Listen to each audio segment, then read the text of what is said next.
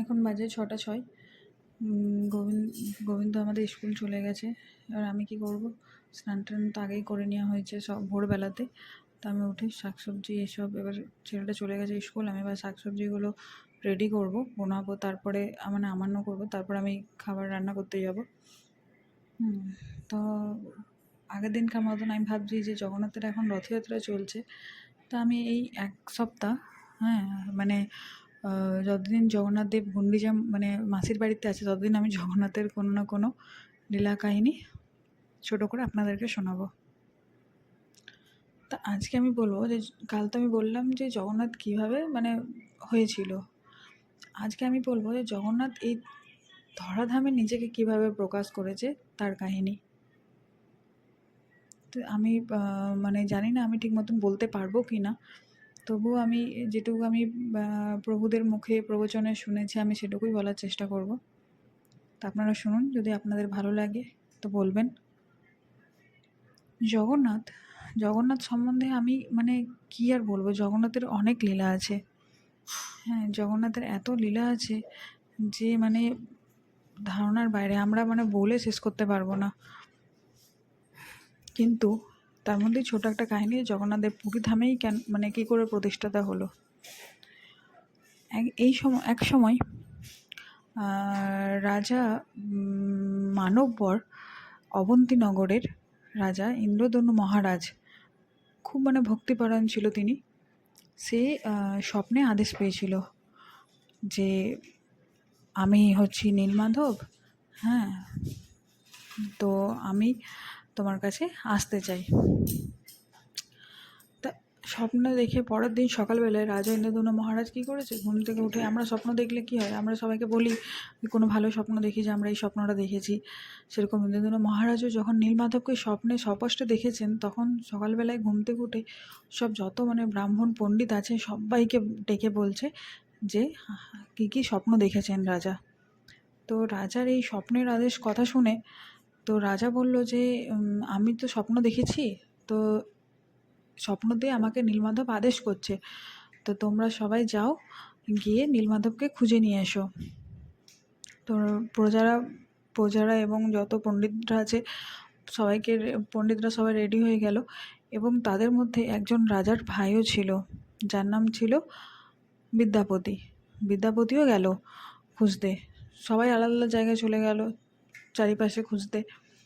হ্যাঁ, অনেক দিন গেল, পণ্ডিতরা কিন্তু নীলমাধবের আর কোনো খোঁজ পায় না, সব পণ্ডিতরাই ঘুরে এসছে, কিন্তু শুধুমাত্র বিদ্যাপতি একমাত্র হারিয়েছিল, সে শুধু ঘুরে আসেনি।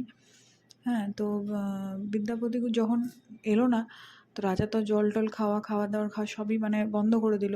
রাজা বলছে যতক্ষণ না আমি নীলমাধবের খোঁজ পাবো ততক্ষণ আমি কিছুই জলস্পর্শ করব না, ধ্যান করব। তো রাজা এদিকে ধ্যান করতে শুরু করলো, আর এদিকে বিদ্যাপতি সেই মানে নীলমাধবের খোঁজ করতে করতে মানে নীলমাধবের যে মানে একদম গ্রামের সেই শেষ প্রান্তে গিয়ে পৌঁছায়, এবং সেখানে সে দেখতে পায় মানে সবর রাজা বিশ্বাবসুর বাড়ি। তো মানে গ্রামে যেরকম আদিবাসীরা থাকে ওরকমই তারাও আদিবাসী ছিল। হ্যাঁ, গ্রামে কোনোরকমভাবে জীবনযাপন করতো। তো সেই সবর রাজার বাড়িতে, বিশ্বাবসুর বাড়িতে তিনি থাকতে থাকেন অতিথি হিসাবে। হ্যাঁ, কোথায় কতদিন আর ঘোরাফেরা করবো, তো আমি থাকি এখানে। তো বিশ্বাবসুর এক কন্যা ছিল, তার নাম ছিল কি, ললিতা। তো বিশ্বাবসু দেখে যে মানে বিশ্বাবসুর যে কন্যা ছিল, সেই কন্যাও ওরা মানে বিদ্যাপতির সেবা টেবা করতে লাগলো। তো এইভাবে যখন চলতে থাকে কয়েকদিন, তো মানে পতিন কিন্তু দেখতো যে বিশ্বাবসু কোথায় একটা যেন প্রতিদিন রাত হলেই চলে যায়, এবং সকাল হলে ফিরে আসে। সকালে যখন ফিরে আসে তখন কিন্তু হাতে করে সে অনেক ধরনের মানে এই প্রসাদ এগুলো সব নিয়ে আসে হাতে করে খাওয়ার জন্য, ভগবানের প্রসাদ। তো প্রতিদিন এইসব দেখে সে না থাকতে পেরে সে জিজ্ঞেস করলো যে কী ব্যাপার, প্রতিদিন ললিতা তোমার বাবা প্রতিদিন কোথায় যায়? তখন ললিতা কী করবে, ললিতাও মানে ললিতার মন ছিল খুব সরল। তো ললিতা এখন বলে ফেলে যে আমার বাবা নীলমাধবের সেবা করতে যায়। যখনই নীলমাধবের কথাটা বিদ্যাপতি শোনে, তখন সে মনে মনে ভাবলো যে আরে এই তো আমি মানে এই তো আমি যার খোঁজে এসেছিলাম সেই তো হচ্ছে আমি তার খোঁজ পেয়ে গেছি, আমি তো নীলমাধবের খোঁজেই এসেছিলাম। তো এবার বিদ্যাপতি কী করে নিজের মনে মনে মানে বলতে থাকে কি আমি বলবো কি বলবো না, বলবো কি বলবো না। তো একদিন বলেই ফেলো ললিতাকে, কি ললিতা তোমার বাবাকে বলবে যাতে আমাকে নিয়ে যায় নীলমাধবের দর্শন করাতে। তো নীলমাধবের দর্শন তো বিশ্বা বসু কাউকে করাবে না, কেন নীলমাধব বলেছে যদি আমার দর্শন মানে আমি তোমার থেকেও যদি আর কোনো ভক্ত পাই তো আমি তার সাথে চলে যাবো, ওই জন্য বিশ্বা বসু কাউকে নীলমাধবের দর্শন করায় না। তো এদিকে কী হয়েছে, এবার বিদ্যাপতি তো বলছে বারবার যে তোমার বাবাকে বলো আমাকে নিয়ে যেতে, কিন্তু যখন এদিকে কিছুতেই রাজি হচ্ছে না। এবার বিদ্যাপতি ভাবছে তাহলে কী করা যায়, তখন বিদ্যাপতি ভাবছে আর একটাই উপায় আছে, সেটা হচ্ছে আমি যদি তার মেয়েকে বিয়ে করে নিই তাহলে অবভিয়াসলি আমি তার জামাই হয়ে যাব, তখন তো এবার কথা শুনতেই হবে। তো সেই অনুযায়ী কী করলো কি না, ললিতাকে বিয়ে করে নিল বিদ্যাপতি। তো বিদ্যাপতি ললিতাকে বিয়ের করার পর তখন তো বিদ্যাপতি বললে এবার তো তোমার বিশ্বাস হয়ে গেছে যে আমি তোমার স্বামী, আর তো কোনো অসুবিধা নেই, তো তুমি এক কাজ করো, তুমি বিদ্যাপতির তো এইভাবে বারবার বলতে থাকে যে তোমার বাবাকে বলো। তাও ললিতাও কী করবে, লাস্ট পর্যন্ত তার বাবাকে বললো যে বাবা নিয়ে যাও একবার তোমার জামাইকে। তো মেয়ের মুখে তো অনেকবার তার বাবা না করেছে, কিন্তু এবার যেহেতু বিয়ে হয়ে গেছে এখন, তা বললো ঠিক আছে নিয়ে যাব। তো বলছে নিয়ে যাব, কিন্তু আমার একটা মানে বিশ্বা বসু বলছে আমার একটা শর্ত আছে, আমি তার এমনি এমনি নিয়ে যাবো না। তখন বললো কী শর্ত, বললো সেই শর্তটা হচ্ছে যে আমি যখন নিয়ে যাব বিশ্বা বসুকে, তখন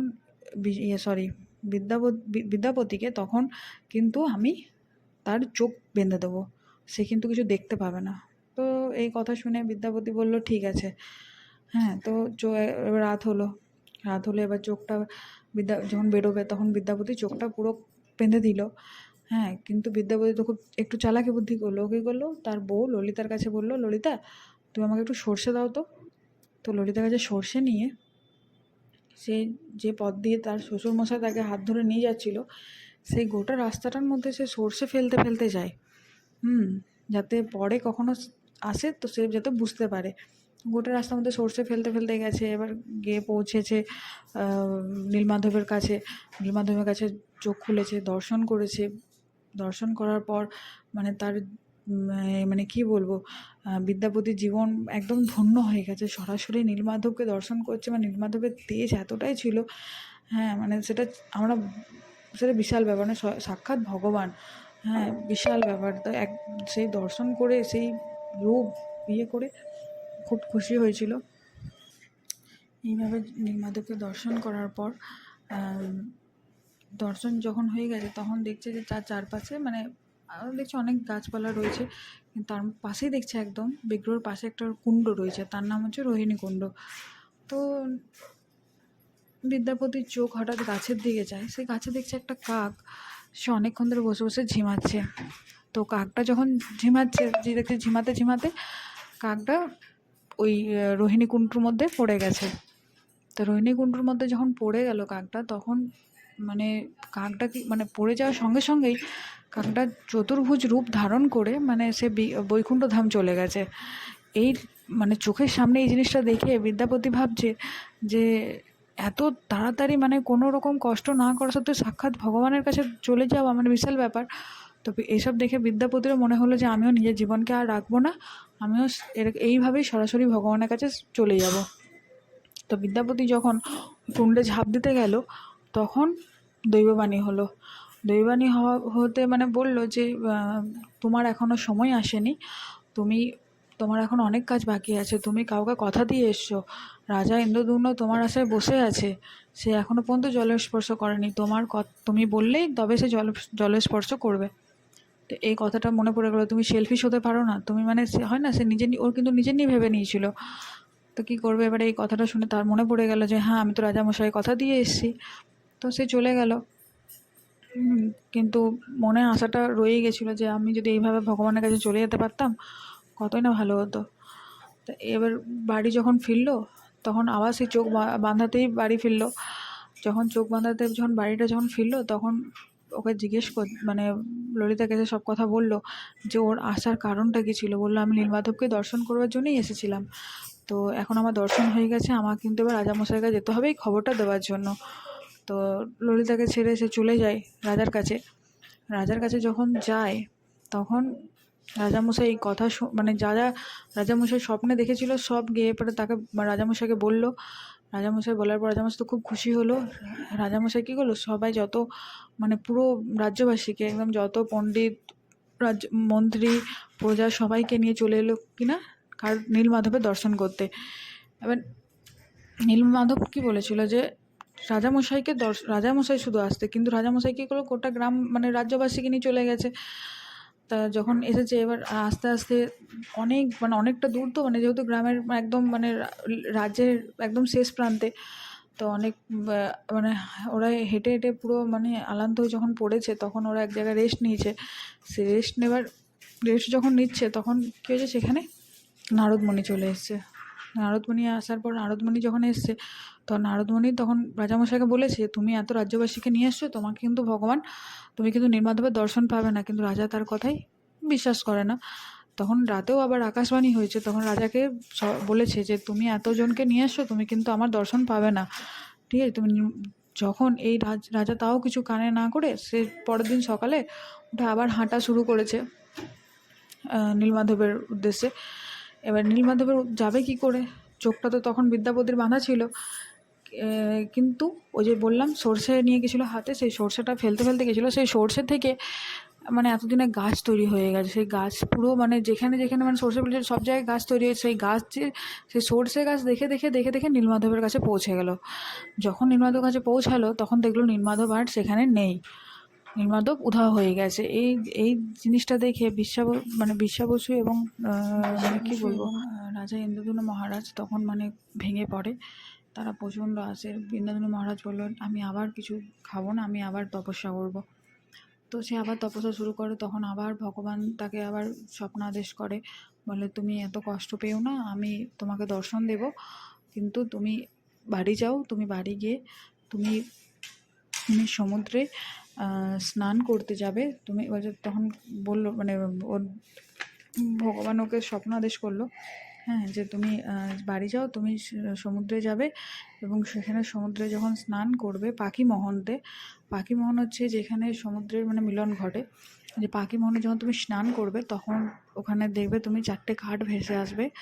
সেই কাঠটাকে নিয়ে গিয়ে তুমি নিয়ে যাবে এবং সেখানে তুমি আমার মূর্তি প্রতিষ্ঠা করবে। বললো, যখন 4টে কাঠটা যখন ভেসে আসবে, তখন দেখতে পাবে তুমি। তো যখন ইন্দ্রদ্যুম্ন মহারাজ যখন স্নান করতে গেছে, তখন দেখছে হ্যাঁ 4টে কাঠই আসছে, জগন্নাথ, বলদেব, সুভদ্রা, আর একটা হচ্ছে সুদর্শন চক্র। তো ইন্দ্রদ্যুম্ন মহারাজ ওই কাঠগুলোকে নিয়ে এসে এবার মন্দিরের ভেতরে রাখে। এবার কাঠ তো চলে এসছে, কিন্তু ভগবানের মূর্তিকে তৈরি করবে। ইন্দ্র মহারাজ খুব বলতে থাকে যে মূর্তি কাকে দিয়ে তৈরি করবো। তো বুঝতে পারছিল না, কেন যেই আসে সেই তো ওই মানে ভগবানের মূর্তি তৈরি করতে পারছে না, কারণ ভগবান তো সব জিনিস আগের থেকে ঠিক করেই রেখেছে যে কে তৈরি করবে না করবে। তো ভগবান মানে ইন্দ্রদ্যুম্ন মহারাজ খুব চিন্তিত হয়ে পড়লেন। তিনি তপস্যা করতে শুরু করলেন। ইন্দ্রদ্যুম্ন মহারাজের যা কিছু হতো, সে ভগবান স্বয়ং তাকে আদেশ করতেন। তার জন্য তিনি সবসময় তপস্যা করতেন। তপস্যার মধ্যে যখন বসলো, তখন ভগবান বলল যে তুমি চিন্তা করো না, আমার এখানে মানে আমি এমন একজন আসবে যে বিদ্যা এবং তার হাতে কুষ্ঠ থাকবে, সেই আমার মূর্তি তৈরি করবে। তো ইন্দ্রদ্যুম্ন মহারাজ তার অপেক্ষা করতে থাকে। তো একসময় বৃদ্ধাটা আসে, তার হাতে কিন্তু কুষ্ঠরোগ। হ্যাঁ, সে বলে যে আমি জগন্নাথের সে বলে যে আমি বিগ্রহ তৈরি করে দেবো। হ্যাঁ, তো রাজি হয়ে যায়, কেন কি যেহেতু স্বপ্নে ওটাই বলেছিল। তো যখন এলো সেই বৃদ্ধটা হচ্ছে কী বলবো, ওটা যে স্বর্গের হচ্ছে বিশ্বকর্মা। বিশ্বকর্মা স্বয়ং নিজে এসে, কারণ বিশ্বকর্মা ছাড়া ভগবানের কোনো কাজই হয় না। তো বিশ্বকর্মা এসে রাজা ইন্দ্রদ্যুম্নের কাছে এসে বলল যে আমি জগন্নাথ, আমি এই বিগ্রহের প্রাণ প্রতিষ্ঠা মানে মূর্তি তৈরি করতে পারবো, কিন্তু আমার একটা শর্ত আছে, 21 দিন পর্যন্ত কেউ কোনো আমাকে মানে দরজাটা না খোলে, আমি কিন্তু দরজা বন্ধ করে কাজ করব। তো মহারাজ বললো ঠিক আছে। তো এবারে কাজ শুরু হতে থাকে। প্রতিদিন আওয়াজ, ঠুকঠাক আওয়াজ, কাঠের আওয়াজ আসতেই থাকে। কিন্তু কিছুদিন পর হ্যাঁ, দেখে আর কোনো আওয়াজ নেই। তো এবার রানীর মানে রাজাও তো চিন্তিত হচ্ছে, তার সাথে রানীরাও চিন্তিত হচ্ছে। সবাই বলছে, "কী ব্যাপার? আর কোনো মন্দির থেকে আওয়াজ আসছে না, আর কোনো আওয়াজ আসছে না। বৃদ্ধ মানুষ, কিছু হলো নাকি? হ্যাঁ, কিছু হলো নাকি?" এরকম করে সবাই, তো রাজামশাই বলে, "না, আমাকে তো খুলতে বারণ করেছে, আমি তো খুলব না।" কিন্তু এইভাবে কিছুদিন ওয়েট করার মানে অপেক্ষা করার পর তারপর রাজা দেখছে, না আর তো কোনো রকমই আওয়াজ পাওয়া যাচ্ছে না। তো রাজা কী করে, রাজা এবং রানীমা বলে যে, "হ্যাঁ, এবার গেটটা খুলে দেখো, বয়স্ক মানুষ যদি কিছু হয়ে যায়।" তো রাজা সবারই কথা শুনে রাজা গেটটা খুলে দেয়। রাজা যেই গেটটা খুলেছে তখন দেখছে ভেতরে রাজা কাউকে দেখতে পাচ্ছে না, যে ভেতরে কেউই নেই, ওখানে ভেতরে পুরো ফাঁকা। এবং জগন্নাথের মানে ওই বিগ্রহের অসম্পূর্ণ রূপ। এই রূপ দেখে তো ইন্দ্রদ্যুম্ন মহারাজ খুব কষ্ট পেয়ে গেছে, আমার জন্য এই রূপটা হলো ভগবানের, এর জন্য মনে হয় আমিই দায়ী। তো যখন নিজেকে এইভাবে দোষারোপ করছে এবং খুব কাঁদছে, তখন ভগবান ভক্তের কান্না দেখতে পারে না। তখন ভগবান মানে সে ইন্দ্রদ্যুম্ন মহারাজ বলল, আমি আবার ধ্যানে বসবো, যে আমি কী অপরাধ করেছিলাম, ভগবান আমাকে মানে আমি এরকম ভগবানের ক্ষতি করে ফেললাম, মানে আমি এরকমভাবে ভগবানকে অসম্পূর্ণ রেখে দিলাম। যখন সে বসে তখন সে মানে যখন সে আবার ধ্যানে বসলো, তখন ভগবান স্বয়ং নিজে বলল, তুমি চিন্তা করো না, এটা আমারই মানে আমি এইভাবে জগৎকে দর্শন দেবো বলেই তাই আমার এরকম আমি বিকট রূপ প্রকাশ করেছি। তুমি এই রূপে আমাকে পুজো করো এবং সারা জগৎবাসী আমাকে এই রূপেই দেখবে, আমি এই রূপেই দর্শন দেব। তো এই কথা শুনে ইন্দ্রদ্যুম্ন মহারাজ খুশি খুশি চলে আসে ভগবানকে প্রতিষ্ঠা করার জন্য। ভগবান মানে ভগবান বলে এবার, যে ইন্দ্রদ্যুম্ন মহারাজ বলে, প্রতিষ্ঠা তো করবো, কিন্তু কীভাবে করব? তখন আবার যখন স্বপ্নাদেশ পেল, কি আমাকে স্নান কি আমাকে স্নান করিয়ে তারপরে আমাকে মন্দিরে প্রতিষ্ঠা করাবে। তো সেই অনুযায়ী ইন্দ্রদ্যুম্ন মহারাজ জগন্নাথের স্নানের ব্যবস্থা করে। সেটাই এখনও পর্যন্ত সেই ইন্দ্রদ্যুম্ন মহারাজের রাজত্ব থেকে এখনও পর্যন্ত আছে, যে স্নানযাত্রা বলে। স্নান করে যখন ভগবানকে মন্দিরে যখন প্রতিষ্ঠা করলো, তখন ভগবান কী করে, স্নানযাত্রার পর একটা 15 দিন জললীলা করে। হ্যাঁ, এই জললীলাতে ভগবান কাউকে, বাইরের ভক্তরা কেউ সেবা করতে পারে না, এমনকি পূজারীও পারে না। লক্ষ্মী দেবী এসে ভগবানের সেবা করে এবং নিচু কাস্টের যারা আছে তারা ভগবানের সেবা করতে পারে এই 15 দিন। হ্যাঁ, তো 15 দিন ভগবানকে সেবা সুস্থ করে মানে তুলে, তখন ভগবান যখন সুস্থ হয়ে যায়, তখন ভগবান বলে, আমার ঘরে থেকে ভালো লাগছে না, আমি একটু বাইরের থেকে ঘুরে আসতে চাই। তো বাইরে কোথায়? মাসির বাড়ি, গুন্ডিচা। তো মাসির বাড়ি চলে যায়। মাসির বাড়িতে গিয়ে যখন যায় ঘুরতে, তো মাসির বাড়ি যখন যায় তখন রথে করেই যায়, সেটাই এখন রথ নামে পরিচিত। এই রথ 1 সপ্তাহ থাকে সে মাসির বাড়িতে। কিন্তু 4 দিন থাকার পরেই লক্ষ্মীদেবী ভাবে যে, কী ব্যাপার, জগন্নাথ এখনও এলো না, আমাকে 2 দিনের কথা বলে 4 দিন হয়ে গেল, তো 5 দিনের দিন। তখন লক্ষ্মীদেবী আসে নিজের দলবল গুটিয়ে জগন্নাথের সঙ্গে মানে ঝগড়া করতে। তো এসে জগন্নাথের সাথে মাসির বাড়ি এসে জগন্নাথের সাথে পুরো ঝগড়া করে, তুমি আমাকে 2 দিন বললে, তুমি আজকে 4 দিন হয়ে গেল তুমি রয়ে গেছো মাসির বাড়িতে। তো বিশাল ঝগড়া হয় একটা লক্ষ্মী দেবীর সঙ্গে। তো ভক্তরাও এখনও পর্যন্ত এই লীলা করে থাকে। হ্যাঁ, মানে লড়াইটা দেখায় লক্ষ্মী দেবীর সঙ্গে জগন্নাথ দেবের লড়াই। জগন্নাথের মানে পাণ্ডারা আর লক্ষ্মী দেবীর দাসদাসীরা সব দুজনে মিলে একদম পুরো লড়াই ঝগড়া চলতে থাকে। এইভাবে একটা লীলা তৈরি হয়েছে। তো এই লীলাটা হয়ে যাওয়ার পর জগন্নাথ আবার লক্ষ্মী দেবীকে মানিয়ে 2 দিন থেকে মাসির বাড়িতে একবারে লক্ষ্মী দেবীকে সাথে করে নিয়ে আবার 7 দিন পর আবার শ্রীমন্দিরে ফিরে আসে এবং ভক্তদের আবার দর্শন দেয়। ভক্তরা ভগবানকে সেবা করার সুযোগ পায়।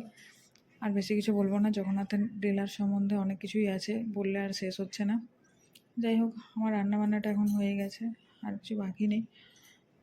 রান্নাবান্না করা হয়ে গেল, লাস্টে শুধু ওই একটা রান্নাই বাকি আছে। একটু ছেলেটা তো কিছু খেতে পারে মানে পছন্দ করে না, ডাল আর সয়াবিন, মানে ডাল দিয়ে আর একটু ভাবলাম কী দিয়ে খাবে, সয়াবিন ভেজে দিই, তো সয়াবিন ভেজা দিয়েই খাচ্ছে, মানে খাবে। সয়াবিনটা একটু সস টস দিয়ে একটু নাড়াচাড়া করে দিলাম, হালকা তেল দিয়ে নুন দিয়ে, তোর মুখে লাগে। এবার চলো ভগবানকে দর্শন করাই, ভগবানকে দর্শন করুন এবং ভগবানের ভোগও লেগে গেছে তার সাথে সাথে। এবার ভোগটা লাগানো হয়ে গেছে, ভোগটা আপনার দর্শন করুন। এবার আমরা প্রসাদ পাবো, শাক ভাজা, উচ্ছে আলু ভাজা, সয়াবিন ভাজা, তারপরে হচ্ছে পুঁই ডাঁটা, কচু, কুমড়োর তরকারি, ডাল, ভগবানের ভোগ লেগে এবার আমরা প্রসাদ পাবো সব। এর তো আমাদের খাবার সব চলে এসে থালা পালা সব রেডি করা হয়ে গেছে, সবাই এবারে খাবার দেবো। খেয়ে আমি আবার কাজে যাব। তো অনেক কিছু বলে ফেললাম, এবার আবার একটা কিছু আসবো, নতুন কিছু একটা ভিডিও নিয়ে, নতুন কোনো গল্প নিয়ে। হরে